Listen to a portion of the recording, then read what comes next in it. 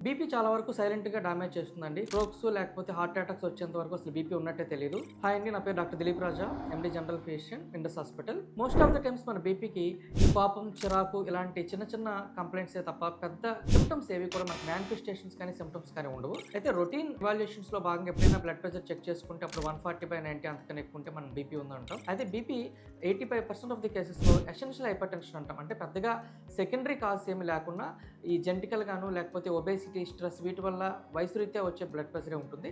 But కొన్నిసార్లు ఏదైనా kidney damage అవ్వడం వల్ల కానీ లేకపోతే కొన్ని మాలిగ్నెన్సీస్ వల్ల కానీ ఇలాంటి సెకండరీ కాజ్ వల్ల కూడా బ్లడ్ ప్రెషర్ అనేది వస్తుంది. సో మన బ్లడ్ ప్రెషర్ ఐడెంటిఫై చేసేటప్పుడు అది ఎసెన్షియల్ హైపర్‌టెన్షనా లేకపోతే సెకండరీ కాజ్ ఉన్న సెకండరీ హైపర్‌టెన్షనా తెలుసుకొని దానికి తగినట్లు జాగ్రత్తలు పాటించి ట్రీట్మెంట్ తీసుకోవడం వల్ల మనకి మెయిన్ కాంప్లికేషన్స్ రాకుండా మనం కాపాడుకోగలుగుతాం.